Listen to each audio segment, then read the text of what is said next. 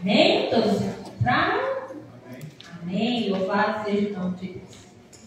Assim como estamos, vamos levar mais uma prece ao nosso Senhor. Querido Deus, nós somos imensamente gratos a Ti, porque o Senhor separou este dia para estarmos na Tua Santa Casa. Um dia especial, num lugar especial, para ouvir a Tua voz. Por isso, neste momento, Senhor, eu te peço que as vozes dos nossos corações, de nossa mente, venham a se calar e que nós venhamos a ouvir somente o Senhor. Eu te peço, Senhor, batiza-nos, ó Pai, com poder e com o Espírito Santo de Deus, para entender a Tua palavra, entender aquilo que o Senhor deseja falar com cada um de nós. Que neste momento, Senhor, eu seja apenas o instrumento para ouvir a Tua voz e transmitir a Tua voz aos nossos irmãos. Pai de amor, perdoe os nossos pecados e nos ajude a compreender que o mundo inteiro silencia e nós venhamos a Te ouvir. Eu te peço e te agradeço no doce nome de Jesus e no poder do Espírito Santo.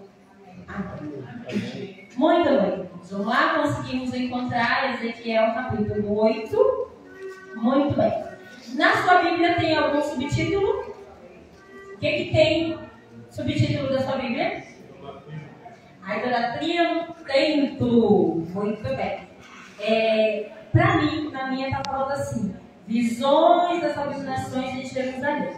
Os menininhos do som, eu vou pedir para tirar, por favor, por enquanto, que quando eu for usar, eu peço para colocar aqui, tá bom? Senão os irmãos vão ficar olhando e olha para cá, para cá. Daqui a pouco chega ali, tá? Capítulo. Muito bem. Vamos lá então, irmãos. Capítulo 8, a partir do versículo 1, vem dizendo assim: no 6º ano do 6º mês, aos 5 dias do mês, estando eu sentado em minha casa, e os anciões de Judá assentados diante de mim, sucedeu que ali a mão do Senhor Deus caiu sobre mim. Irmãos, quem falou isso? Quem? Ezequiel. Ezequiel estava onde, irmãos? Em casa. Ezequiel estava em casa e ele estava reunido com quem?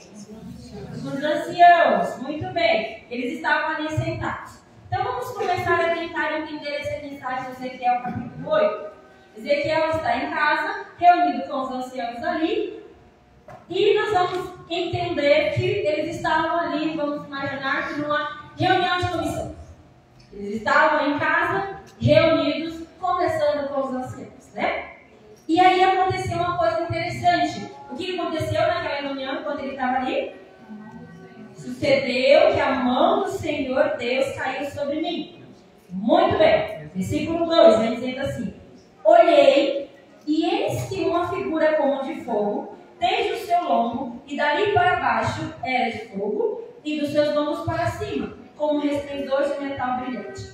Ezequiel está reunido em casa com os anciãos, e aí daqui a pouco acontece uma coisa sobrenatural, né? E aí algo aparece, e aí começa a dar uma descrição desse algo que aparece. O que apareceu para Ezequiel aí, irmãos? A figura de um homem, mas era um homem? Não, quem era? Era Deus. Deus. Uma figura meio enigmática, né? Da cintura para cima de um jeito, da cintura para baixo do outro, né? Uma figura meio enigmática, né? Mas ele começa a descrever um ser celestial. Ele começa a descrever que ele está numa reunião e aparece um ser celestial. E aí diz no versículo 3 o seguinte: estendeu ela dali uma semelhança de mão e me tomou pelos cachos da cabeça o Espírito. Ele fez o que, o Espírito? Me levantou entre a terra e o céu e me levou para onde, irmãos? Para Jerusalém, em visões de Deus, até a entrada da porta do pátio de dentro. E olhei para o norte, onde estava colocada a imagem de ciúmes, que provoca ciúmes de Deus. Ezequiel, servo de Deus, está reunido com os anciãos e daqui a pouco acontece algo sobrenatural. O Espírito de Deus, o Espírito Santo de Deus, ele vem e toma Ezequiel pela cabeça ali, pelos cachos, e faz o que com ele? Levanta Ezequiel. E ao levantar Ezequiel, ele começa a ter o quê? Uma visão. E o que ele começa a ver? Ele chega a ter levado até onde, irmãos? Ele é levado até a entrada do templo, lá em Jerusalém. Então, Ezequiel não está em Jerusalém, mas ele é levado em visão para Jerusalém. E ao chegar ali em Jerusalém, diz que ele está na entrada do pátio. Quando nós ouvimos a palavra pátio, o que nós lembramos lá em Jerusalém? Do templo, do santuário. Então Ezequiel é levado até o templo, até o santuário, e ali ele encontra o que, irmãos? Ele encontra a imagem que provoca ciúme de Deus. Irmãos, na casa de Deus, tinha algo dentro da casa de Deus que provocava ciúme de Deus? Aqui Ezequiel começa a falar isso. Ele começa a dizer que na casa de Deus tinha uma imagem que provocava ciúme. O que tem dentro da casa de Deus hoje que provoca ciúme de Deus? O que tem dentro da nossa vida que provoca ciúme de Deus? Deus é um Deus zeloso. E Ele é um Deus que não divide a adoração. Ou Ele é totalmente adorável, ou Ele não é adorável. E Ele começa a dizer aqui em Ezequiel que dentro da casa, dentro do pátio ali, havia imagens que provocavam ciúmes de Deus. O versículo 4. Eis que a glória do Deus de Israel estava ali, como a glória que vira lá no vale. Ele me disse, o Espírito que levantou Ezequiel, começou a falar com ele, e disse o seguinte para ele, no versículo 5. Ele me disse, filho do homem, levanta agora os olhos para o norte. Levantei os olhos para lá, e eis que do lado norte, à porta do altar, estava esta imagem dos ciúmes à entrada. E disse-me ainda, filho do homem, vês o que eles estão fazendo? As grandes abominações que a casa de Israel faz aqui, para que me afaste do santuário, pois verás ainda maiores abominações. Irmãos, o Espírito Santo de Deus, ele chega para Ezequiel e fala assim, na casa de Deus, há algo, ou várias coisas, que provoca ciúme de Deus. E aí ele vem dizendo que é o quê? Abominações. Poderia, irmãos, dentro da casa de Deus, ter abominações? Poderia, dentro da casa de Deus, ter algo que provoca ciúme de Deus? E aí diz uma coisa muito interessante que eu e você precisamos prestar atenção no versículo 6. No finalzinho do versículo 6 diz assim, as grandes abominações da casa de Israel faz aqui, para que me afaste do santuário. É possível na casa de Deus, Deus se apartar da casa dele?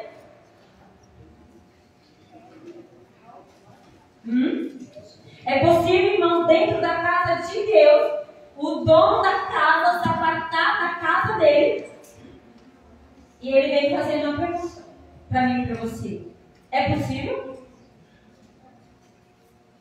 E ele continua dizendo assim, olha, Ezequiel, pois você verá ainda coisas piores. É possível na casa de Deus ter coisas piores além da abominação? Além de imagens que provocam ciúme? É possível dentro da casa de Deus ter isso, irmão? Vamos continuar vendo o que diz aqui? No versículo 7 diz assim, ele me levantou a porta do átrio, olhei e eis que havia um buraco na parede. Então me disse, filho do homem, cava naquela parede. Cavei na parede, e eis que havia uma porta. Entrei e vi, eis que toda forma de répteis e de animais abomináveis e de todos os ídolos da casa de Israel pintados na parede em todo o redor.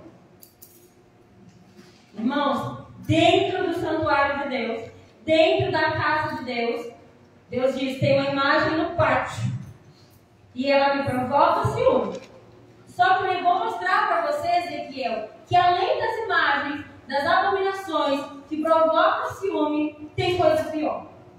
Faz o seguinte, Ezequiel, entra aqui. Você está vendo esse buraquinho que está aqui, Ezequiel? Cava nesse buraco. E aí Ezequiel começa a cavar, e o que ele encontra? Uma porta. E aí ele abre a porta e ele entra. Irmãos, por que tinha uma parede cobrindo uma porta? Só tinha um buraquinho.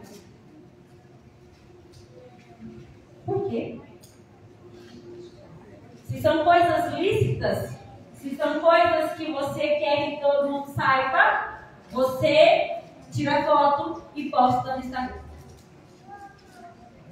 Porque todos precisam saber das coisas boas, amáveis que você faz. Mas quando a coisa é um pouquinho diferente, quando não é para ninguém saber, eu faço o quê? É no escondidinho. Não é aquele prato de comida não, escondidinho não, viu? É no escondido mesmo, sabe? Para ninguém ver.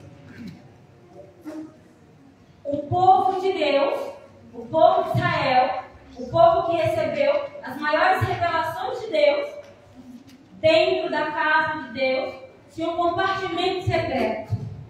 E aí o que diz aqui no compartimento secreto? Diz que tinha o quê? Formas de répteis, de animais abomináveis. Quais foram as instruções que Deus deu ao povo de Israel? Tinham animais que eles não poderiam nem tocar, porque eles ficariam o quê? Imundos. E agora a pintura desses animais estava na parede. Só que repara mais um pouquinho aqui. No versículo 11 diz o quê? 70 homens dos anciões da casa de Israel, com Jadanias, filho de Zafã, que se achava no meio deles, estavam em pé diante das pinturas, tendo cada um na mão um incensário, e subiu o aroma de nuvens de incenso. Já não bastava ter a imagem que provoca ciúme, dentro, no escondido, haviam 70 homens que eles seguravam o quê? O incensário. Eles faziam o que com esse incensário?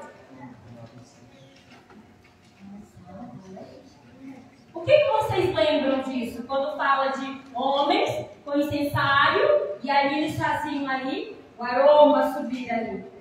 O que te lembra isso, irmãos? Os sacerdotes, os homens, os servos de Deus, que deveriam estar servindo a Deus, que deveriam estar usando os seus incensários para adorar a Deus, estavam adorando répteis, todas imagens abomináveis aos olhos do Senhor. Você é homem de Deus? Você é mulher de Deus?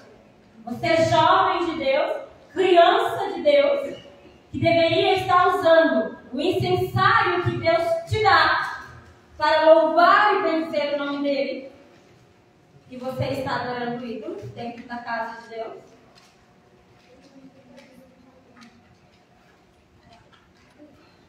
E ele continua a dizer, versículo 12: Então me disse, viste, filho do homem, o que os anciãos da casa de Israel fazem nas trevas, cada um nas suas câmaras pintadas de imagem?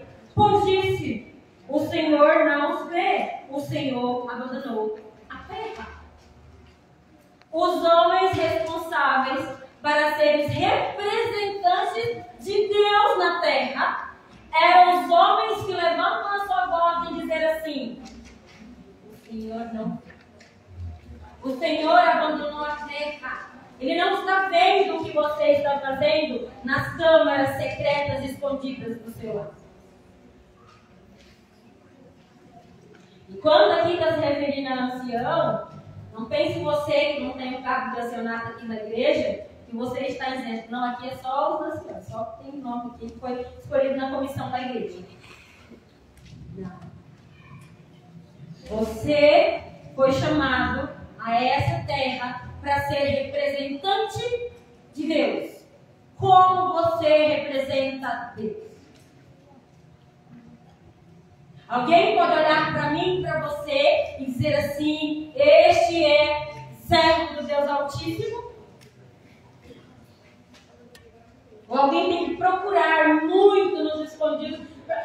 Nossa, você! Sabe assim, aquele que até admira quando descobre que você é cristão. Mas você é cristão? Por quê? Dessa surpresa tanto em descobrir que eu ou você somos cristãos. Quais são os essenciais da nossa vida que nós estamos aspergindo por ele? E ainda estamos muitas das vezes dizendo assim: o Senhor não vê, o Senhor não sabe por onde eu entro nas minhas redes sociais, o Senhor não se importa com isso. Isso é muito pequenininho. O Senhor se preocupa com coisas maiores. Isso é muito pequenininho.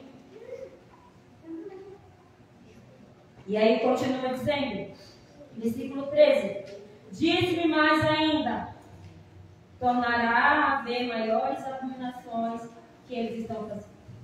Irmãos, a situação está ficando pior. Eles dizem assim: olha, os 70 anciãos estão lá escondidos, adorando, louvando todo tipo de espécie, todo tipo de ídolo, todo tipo de deuses, menos o Deus verdadeiro, dentro da casa do Deus verdadeiro. Mas você vai ver ainda coisas piores. O que pode ser pior, irmãos, do que ter uma imagem que provoca o ciúme dentro da casa de Deus? O que pode ser pior do que ter imagens e fazendo coisas às escondidas? O que pode ser pior? A Bíblia continua nos dizendo que pode ser pior. Levantou-me a entrada da porta da casa do Senhor, que estava do lado norte, e eis que estavam ali mulheres assentadas, chorando a Tâmuz. Coisa pior do que os líderes fazem às escondidas, do que os irmãos fazem às escondidas, são as mulheres que estão na igreja e elas estão adorando, elas estão chorando por Tâmuz. Irmãos, quem é Tâmuz? Um de cada vez. Vou criar confusão na igreja. Quem é Tâmuz? Já ouviu falar em Tâmuz? Existem várias lendas acerca deste homem aqui, desse Tâmuz. Tá? O povo de Deus, infelizmente, como hoje, a maioria dos deuses que eles acreditam ser e adoram, são tudo lendas, não são verdades. E nosso povo hoje, infelizmente, acredita muito nisso. Em lendas, em contos, em coisas que não existem. E eu vou contar brevemente para vocês aqui quem é esse Tâmuz. Mas eu já faço votos a você que você se aprofunde um pouco, para que você conheça um pouquinho mais a respeito desse Deus, né, tido como Deus Tâmuz, para que você comece a olhar na sua vida e ver se dentro da sua vida não há um pouco dessa adoração aí. Um minutinho.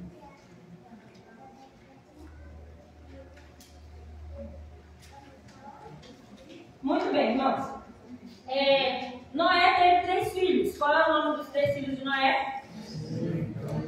Olha, que povo, todo mundo tirou 10. Parabéns. Sempre, já.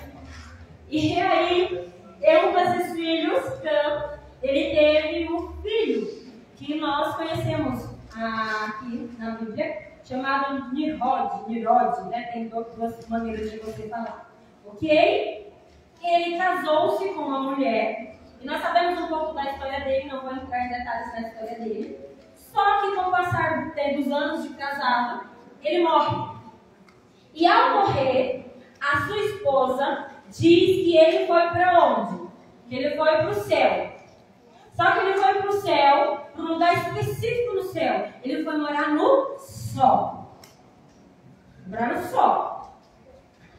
Passou-se 2 anos após a morte do seu esposo. A mulher aparece grávida. E ela então diz que ela engravidou do que, irmãos? De que, irmãos? Do sol. Olha que bênção. A mulher engravidou do sol. E desse milagre, desse Deus Sol, nasceu a criança chamada Tamuz. E ao nascer Tamuz, ele começou a ser adorado também como Deus. Porque o seu pai era o Deus Sol, ele também era o Deus. Só que ele se tornou Deus do quê? Quem chuta ele? Ele se tornou Deus do quê? Deus da fertilidade e Deus da sensualidade. Então as mulheres do povo de Israel, dentro da casa de Deus, iam adorar o Deus do quê? Da fertilidade. Eu não consigo engravidar, então eu vou pedir para o Deus Tamuz. Porque uma mulher que não gerava filho era maldita. Não era abençoada. Então elas iam lá e choravam para ter filhos. E além de ter filhos, elas também pediam para ser o quê? Sensuais.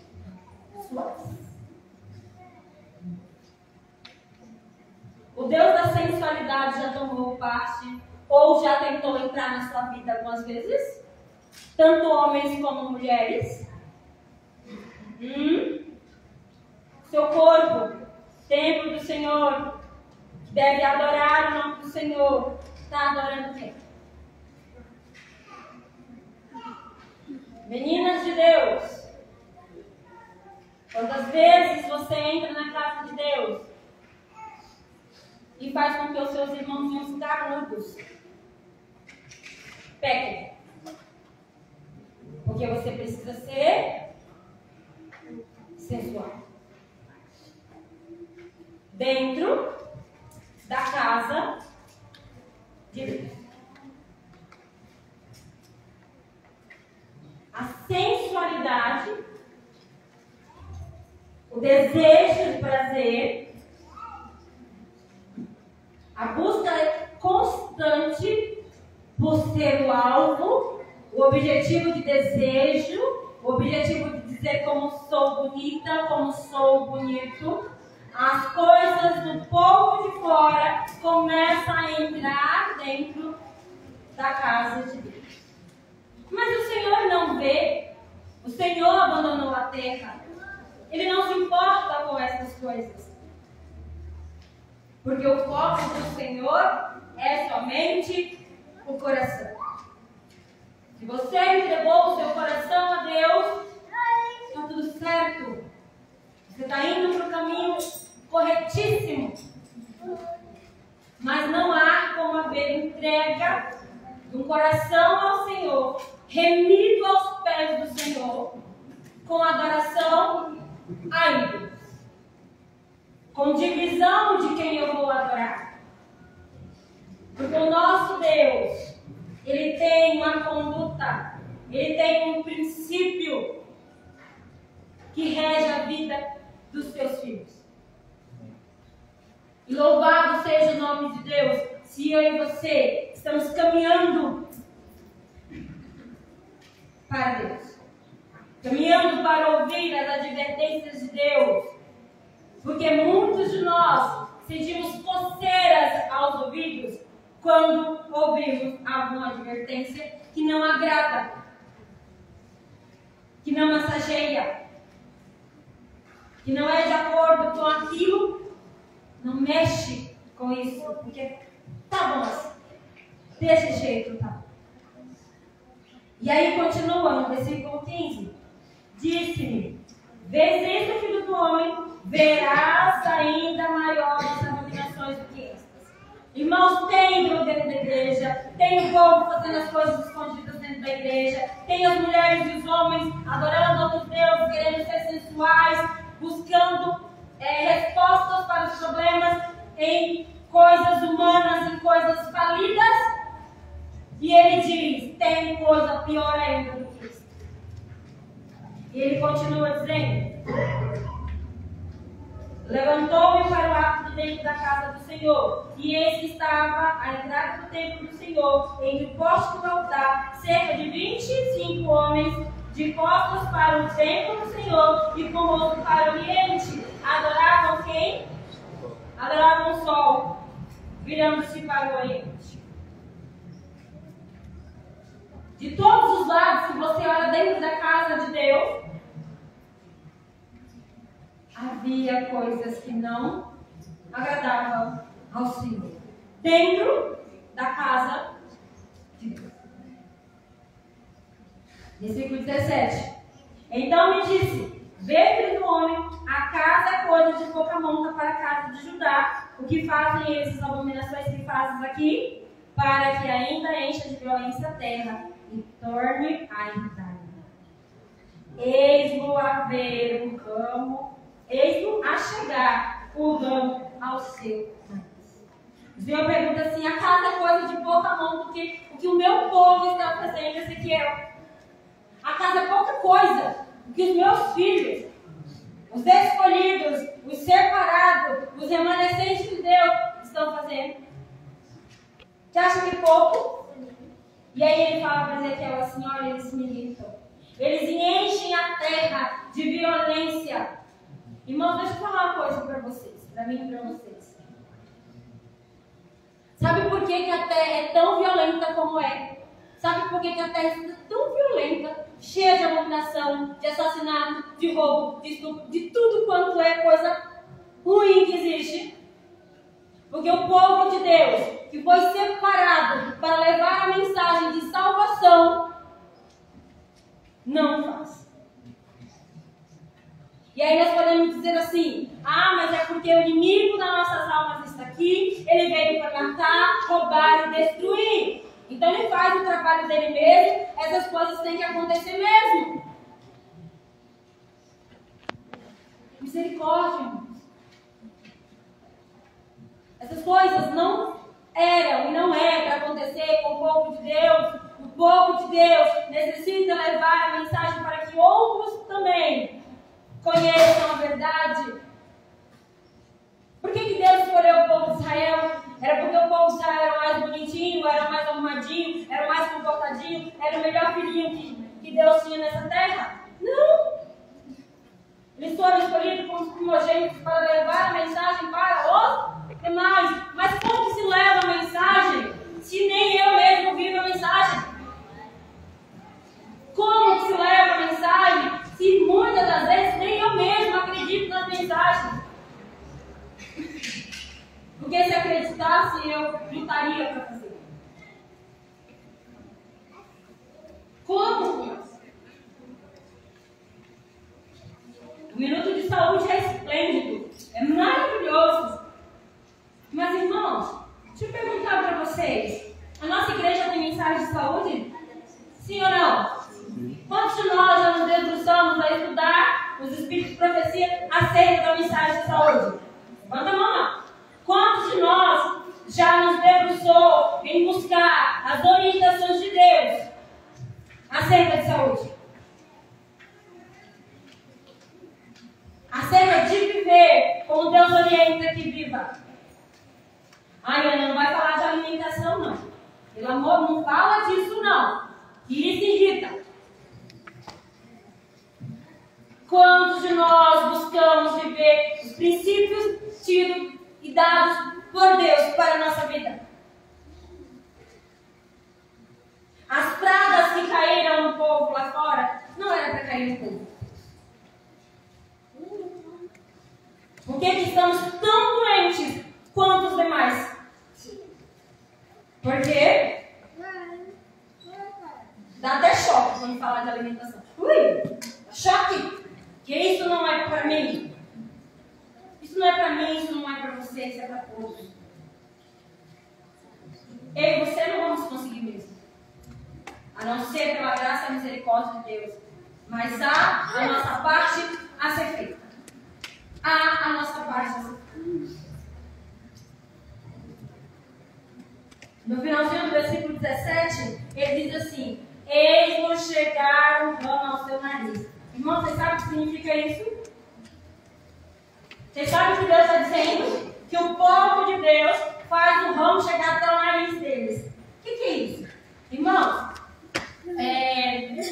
não sei se vocês já estudaram, já viram, já ouviram, mas há alguns anos atrás, há muitos anos atrás, né? Aqui no Brasil, ou em outros lugares também, teve o quê? Escravos. Pessoas de cores como a minha eram tidas como pessoas que não tinham consciência, e na verdade não era tido nem como pessoa, era tido como um animal que servia aos demais, que ele não tinha nada. E então, o que era feito com o escravo?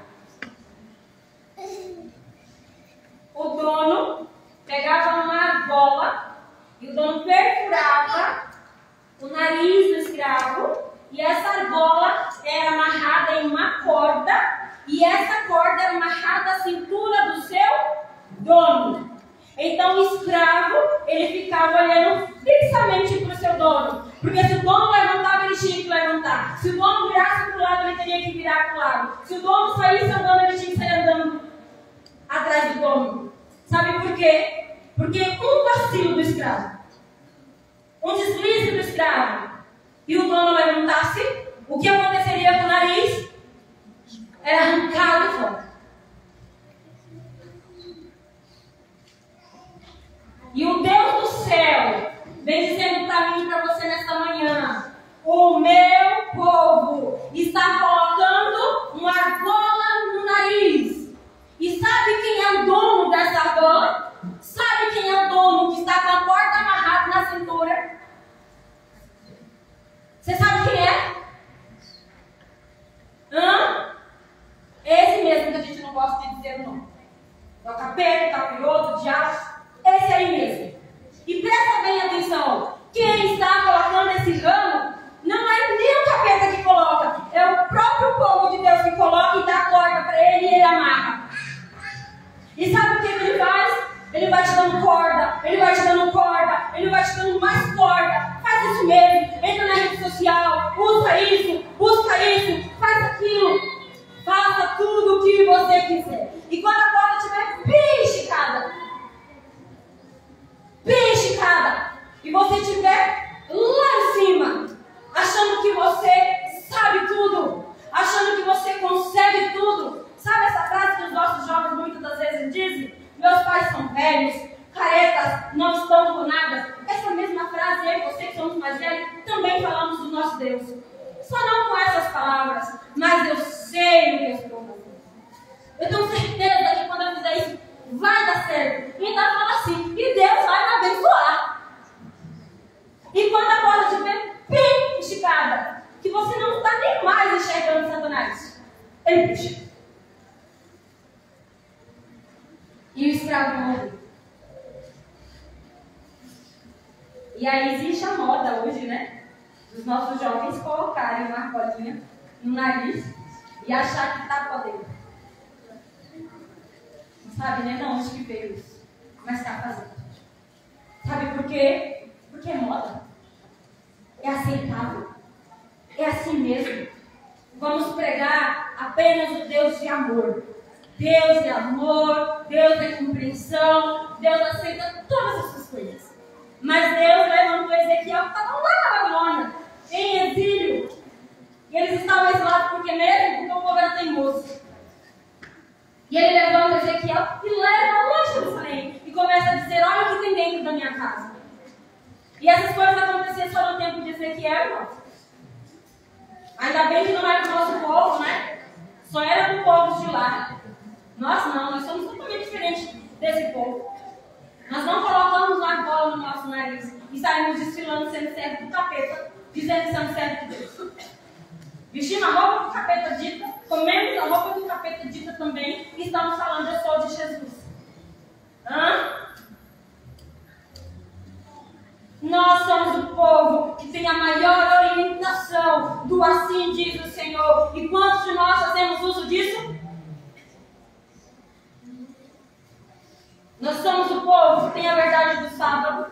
Nós somos o povo que tem a revelação do santuário. Nós somos o povo que tem a revelação da alimentação correta e adequada. E o que fazemos com isso? Nós somos o povo com o maior conhecimento da terra. E nós estamos fazendo essas coisas. E aí ele diz assim: pelo que também, 18, eu tratarei com furor. Os meus olhos não pouparão, nem terei piedade. Ainda que me grite aos ouvidos em alta voz, nem assim os ouvirei. Irmãos, Deus tem um acerto de contas para fazer com a terra. Deus tem um acerto de contas. E ele chama Ezequiel e diz assim: vai no meu povo. Avisa para o meu povo que o acerto de contas vai começar pelo meu povo. Por que Deus não vai atrás das pessoas que não conhecem nada sobre o santuário? Por que Deus não vai atrás das pessoas que não conhecem os 10 mandamentos, como assim diz o Senhor? Porque Deus é um Deus justo. E Ele vai atrás de mim e de você. Deus tem um acerto de conta com a humanidade. E Ele vai começar pelos que dizem conhecer a verdade. Por aqueles que batem no peito e dizem ser os remanescentes de Deus, que foram instituídos na terra para pregar a última mensagem de pertença ao mundo. E esse sou eu e você. Haverá um momento que o último sermão será dito. E qual vai ser o meu e o seu você? Deus tem um acerto de conta. Acertado. E o capítulo 9 vai nos dizer isso. Vamos ver? Capítulo 9, a partir do versículo 1 diz assim: então ouvi que gritava em alta voz, dizendo: chegai vós, executores da cidade, cada um com sua arma destruidora na mão. Peraí, o povo está fazendo tudo que não presta, tudo que não deve. É levantado alguém para dizer assim: não é por aí que é para fazer, não é assim que é para andar. Vocês estão colocando ranço no nariz de vocês, estão servindo a Baal. E vocês vão gritar, e eu não ouvirei. E sabe o que eu vou fazer com esse povo? Ele começa a dizer: eu vou chamar os executores. E aí o versículo 2 diz assim: eis que vinham 6 homens a caminho da porta superior. Lembra que isso é lá em Jerusalém? Lembra que isso é no templo? Então lá vem 6 homens. E eles olham para o norte, cada homem com uma arma esmagadora na mão, e entre eles certo homem vestido de linho, com um estojo de escrevedor à cintura, entraram e se puseram junto ao altar. Irmão, o povo está fazendo tudo que não deve fazer.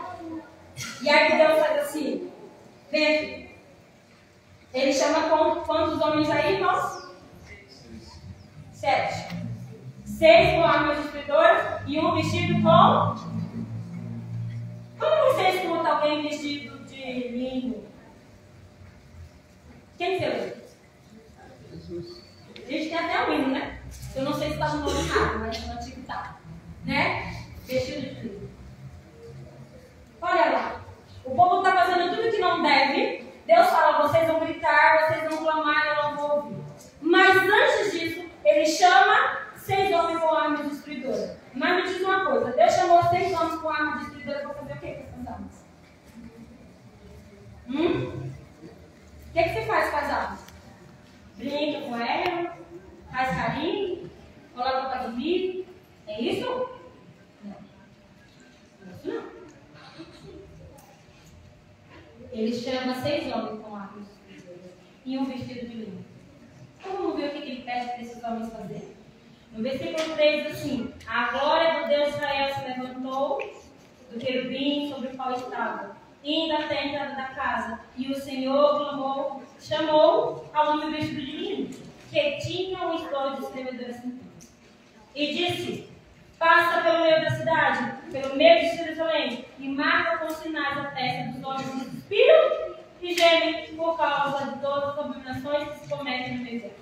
Irmãos, ele chama 6 mais 1. Ele chamou 7. E aí, ao chamar os 7, ele chamou 6 com armas destruidoras e um vestido de linho.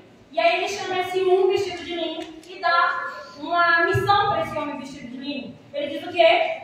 Passe pelo meio da cidade. Passe por Jerusalém. E aí, diz para ele fazer o quê?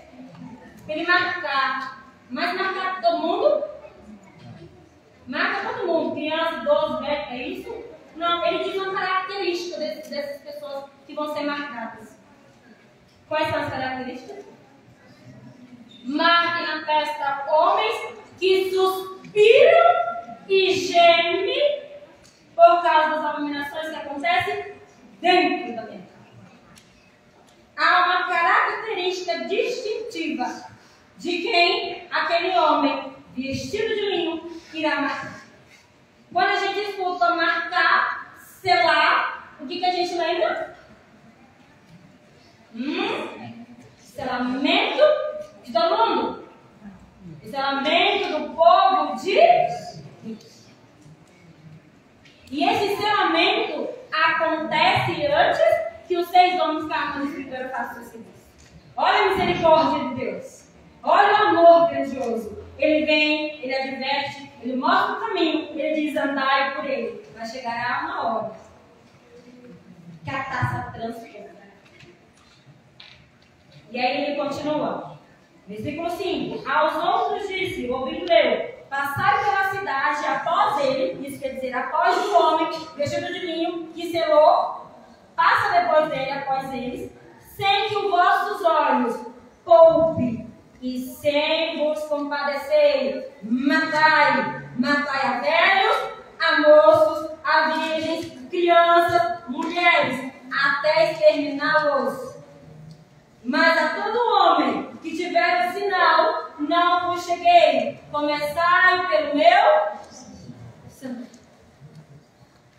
E eu acho interessante aqui, irmãos, que diz assim, ó, matai velhos, moços, virgens, crianças e mulheres. Que Deus mau, né? Que Deus cruel. Está dizendo que vai matar até criança. Ai, que maldade. Sabe por quê, irmãos? Nós muitas das vezes pegamos muitas filosofias e floreamos as filosofias. Deixa eu perguntar para vocês. O povo de Israel, quando ia recolher o maná, Deus falava que eles tinham que cedinho no campo para recolher o maná, não era? Quem é que ia recolher o maná com as crianças? Os pais? Não. Era a criança. Somente as crianças que eram de peito, que era amamentada, e muito pequena, eram os pais. As demais crianças levantavam-se de madrugada, porque quando o sol aparecia, o que acontecia com o maná? Sorria, né? Ia embora. Então a criança levantava de madrugada e ia assim, juntinho com o pai, juntinho com a mãe, buscar o maná. Aí eu digo assim, mas meu filho é tão novinho, ele não consegue prestar atenção no culto. Então eu vou dar um celularzinho na mão dele, que ele fica quietinho, assiste o culto. Deixa ele quietinho, deixa quietinho. Não, muito tempo na igreja, não. É muito tempo, ele não consegue não. Aonde estará os teus filhos quando Deus fizer chamado? Aonde estará? Porque o que nós estamos alimentando nossos filhos vão dar o quê? O ramo que eles colocaram em nós. E o Senhor diz: matará crianças, jovens, adultos, porque todos responderão pela sua própria salvação, a não ser o eternidade. Ok? Então, quando seus filhos vierem para a igreja, coloque seus filhos sentados do seu lado para o outro, porque a mensagem também é para eles. A mensagem de salvação para eles. A mensagem de salvação para vocês. Não dê o prazo de Satanás para os seus filhos dentro da casa de Deus. Para que ele fique bem quietinho. Jovens, adolescentes que estão dentro da igreja, não dê asa para que Satanás tome conta da sua vida dentro da casa de Deus. Porque Deus vai ter um acerto de contas. E cada um terá que prestar conta. Chegará um momento que você vai ter que fazer suas próprias escolhas.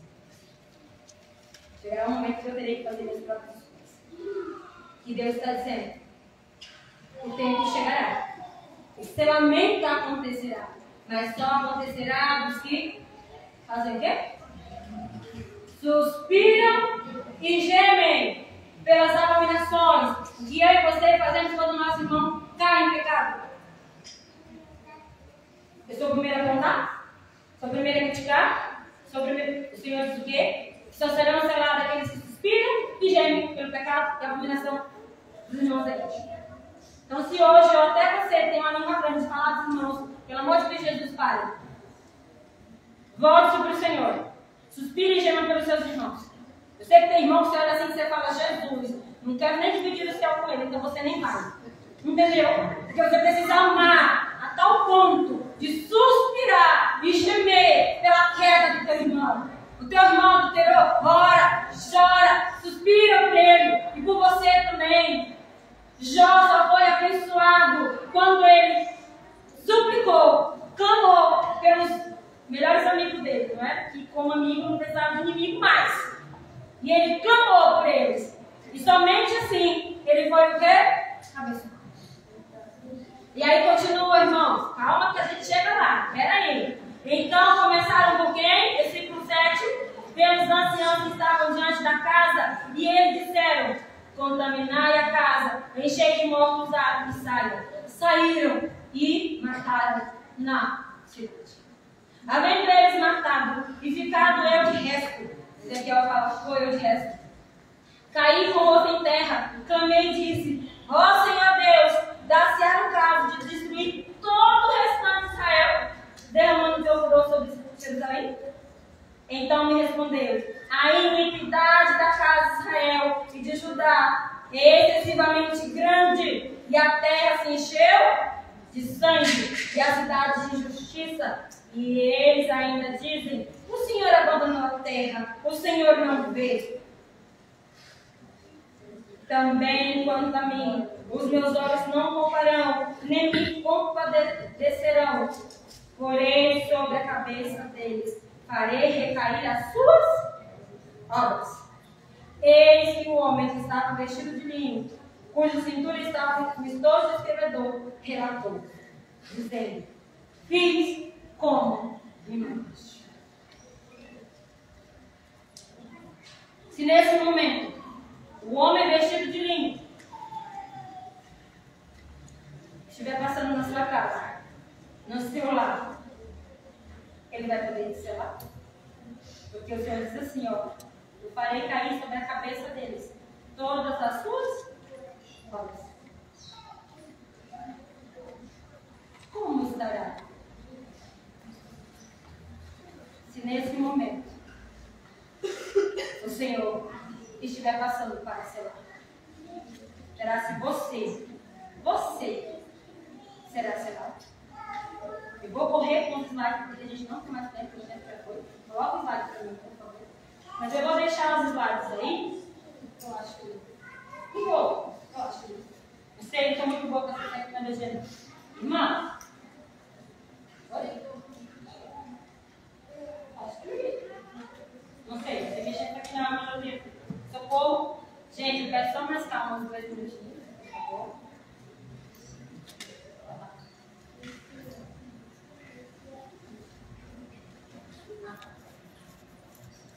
Beleza.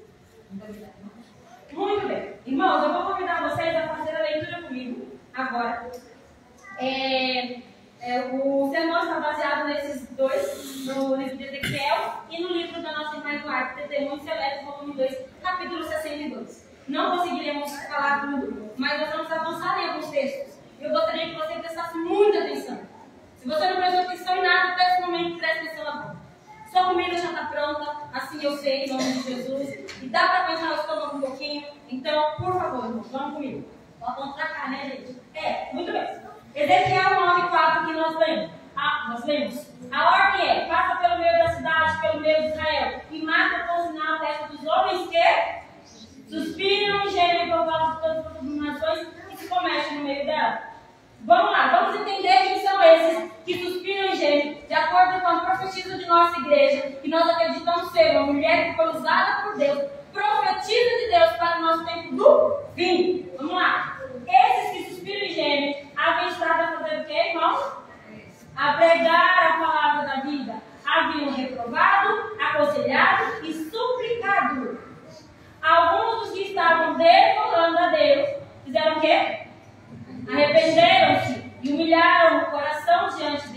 Irmãos, se eu e você, até esse exato momento, não somos os homens que suspiram e gemem, que nesse momento eu e você sejamos os homens que se arrependem. Que eu e você possamos ser os homens e mulheres que se arrependam e humilhem o coração diante dele. E aí diz o seguinte: mas a glória do Senhor apartou-se de Israel. Se bem que muitos ainda continuassem a sua forma de religião, faltava-lhe o poder e a sua presença. É possível estar dentro da casa de Deus, na igreja adventista de Ibaté, e a presença de Deus ter sido retirada da mesa? E para piorar, além de ter sido retirado, a igreja de Ibaté pode continuar com a sua forma de religião, faltando o poder em sua presença, e nem percebem isso, igreja de Ibaté. Misericórdia. Já teve um culto ou alguma igreja em algum lugar aonde a pessoa diz assim: ai, eu senti aquele negócio frio, aquele negócio parece que não tem. Ai, a forma de religião, a gente faz todos os rituais da igreja, né? Tudo bonitinho, mas falta poder. Por que falta poder? Porque falta a presença de Deus. Porque o seu pecado, irmãozinho, o meu pecado, irmão, afasta a presença de Deus deste. Ao tempo que isso ainda se manifesta em juízo, esses humildes e devotos seguidores de Cristo se distinguirão do resto do mundo pela angústia de sua alma, a qual se exprime lamentos e prantos, reprovações e advertências. Irmão, peraí. Quando estiver vindo o juízo, esses que suspiram e gemem serão igualzinho o povo do mundo. Vestirão igualzinho as pessoas do mundo vestem. Comerão igualzinho o povo. Falarão igualzinho. Curte e compartilha tudo que todo mundo lá de fora faz. É isso que diz a palavra de Deus. Diz o quê? Que nós seremos o quê? Distintos. Diferente. Mas não. A gente quer ser igual. A gente quer aparecer com o outro. A gente quer estar na moda igualzinho com o outro. Seremos esse povo, irmãos? Se continuarmos assim? Seremos esse povo, irmãos? Deus tem misericórdia da minha alma, da sua alma. E aqui diz: ao passo que procura lançar uma capa sobre o mal existente e desculpa a grande piedade reinante de toda parte, os que têm zelo pela honra de Deus e amor pelas almas, não se calarão a fim de granjear o favor de Deus.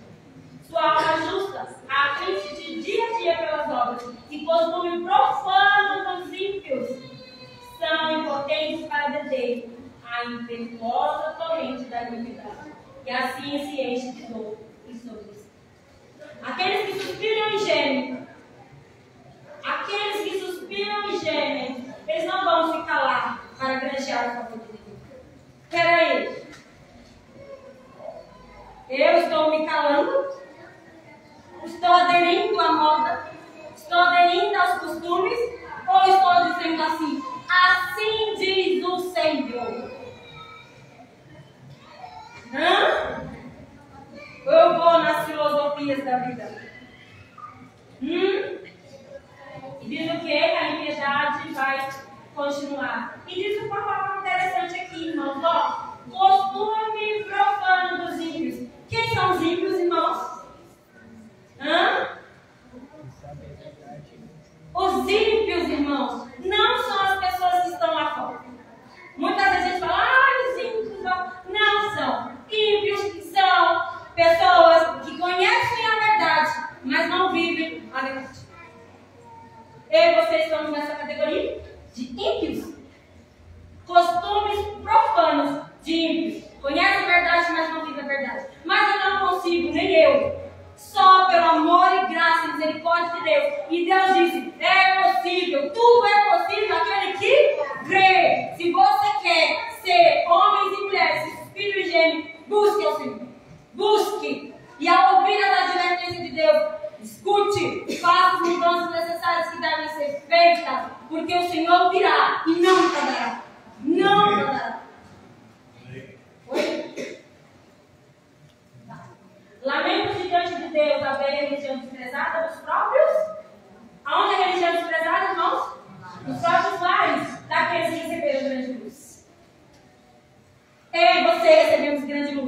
como é a luz que está dentro da sua casa? Que luz brilha na sua casa? Seus vizinhos passam e sabem que ali existe um guardador do sábado, um adventista do sétimo dia, aquele que vive os princípios de Deus. Não vou ler, tem mais tempo. E aí eu deixo aqui e vocês fazem uma leitura, tá? Por conta do tempo. Aqui Ezequiel 9:6, que a gente já viu, que ele vai entrar, vai matar a todos, tá? Deixa eu ler só aqui a parte do...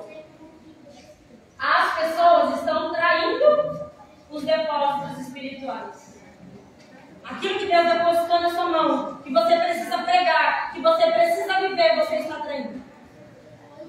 Eu e você muitas das vezes estamos traindo. E aí nós escutamos uma frase bem séria. Os tempos mudaram. Aqui está dizendo, Deus mudou. É isso que está dizendo? Deus mudou, então Deus aceita as vestimentas que eu venho na igreja. Deus mudou, então Deus aceita o alimento que eu coloco dentro da minha casa. Mulheres que são as que mais cozinham dentro de casa, que alimento você está colocando na sua mesa? Alimento de salvação ou de morte? De destruição para você e para seus filhos? A maioria das doenças que as nossas crianças têm hoje, e os adultos também, é derivada da alimentação. Tá? Tem muita criança com muito ismo aí na vida que não deveria ter se tivesse alimentação baseada nas ciências do Senhor. E veja o nosso foi muito bom. E aí diz uma frase: o Senhor não fará nem bem nem mal. Deus é misericordioso para visitar o seu povo em justiça. Assim eles gritam paz e segurança. Eles gritam paz e segurança, não é isso? O Senhor é muito bom, Ele não vai fazer nem bem nem mal. Mas aqui diz que Deus é o quê? Que Ele vai vir com a justa vingança de um Deus o quê, irmão? O quê, irmão? Ofendido. Deus te ofende?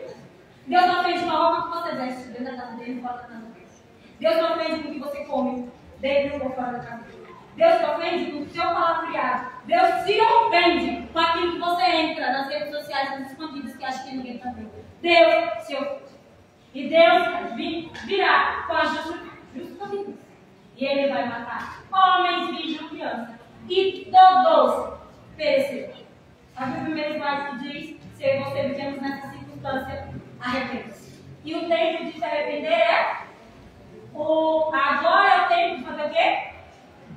Fala comigo, irmão. Agora é tempo de quê?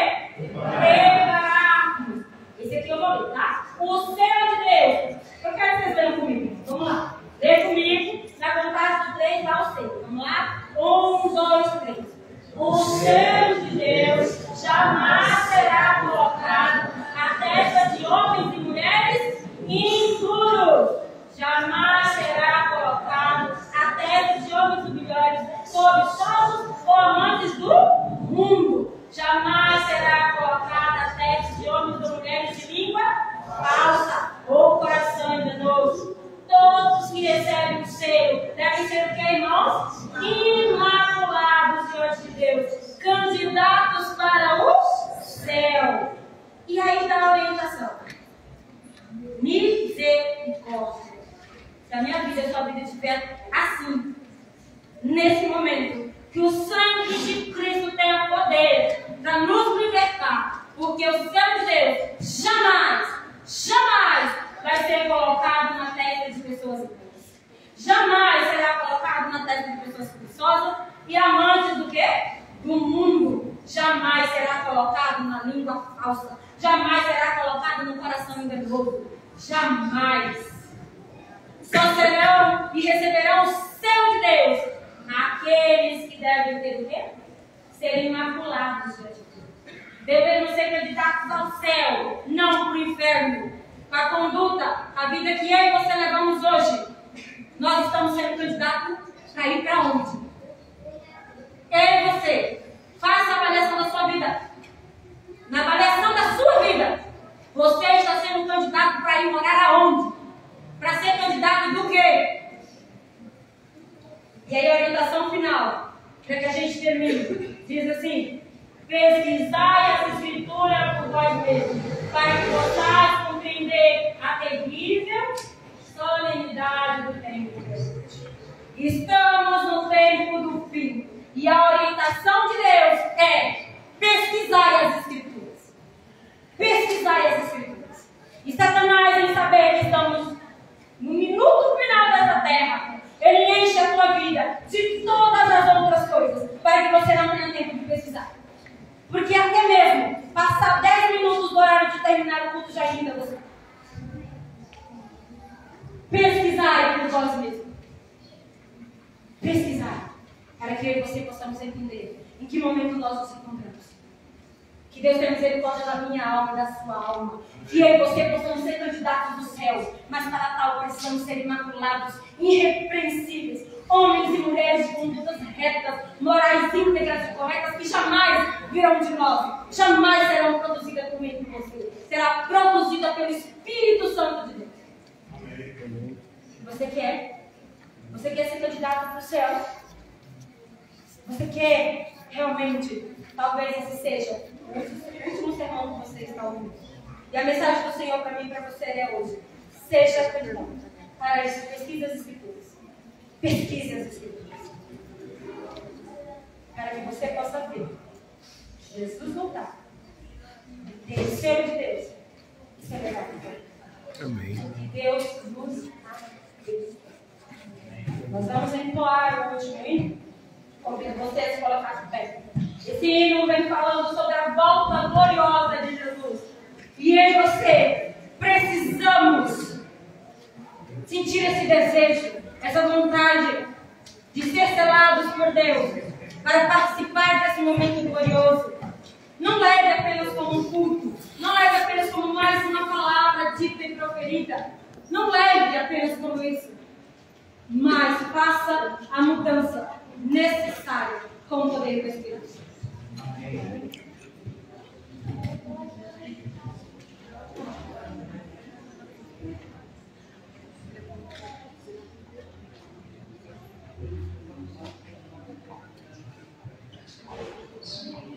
Vencendo em Jesus.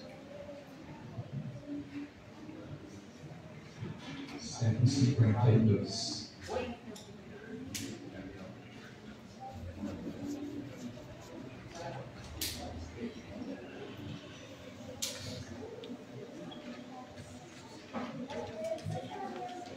Dois.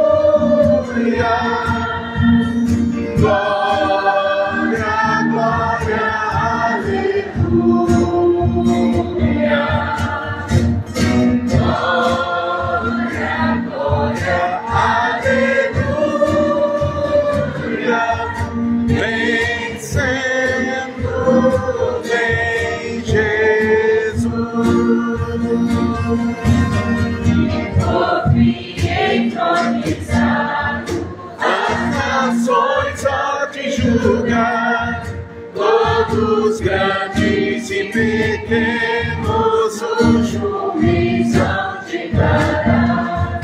Pelos gemidos triunfantes, em fulgor encantado, vencendo vem Jesus.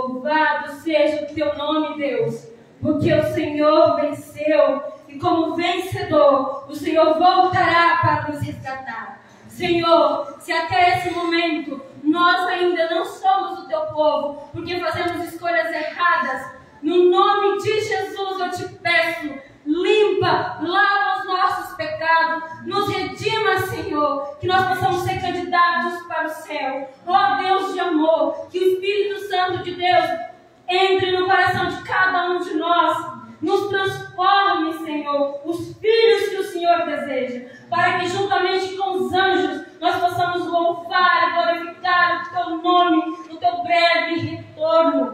Todos que estão aqui, em nome de Jesus, seja selado com o teu sangue, seja selados, remidos e glorificados para a honra e glória do teu nome, Senhor. Amém. Muito obrigada, Deus, por tudo. É o que eu te peço e te agradeço, no nome de Jesus e no poder do Espírito Santo. Amém. Amém. Feliz sábado a todos os irmãos.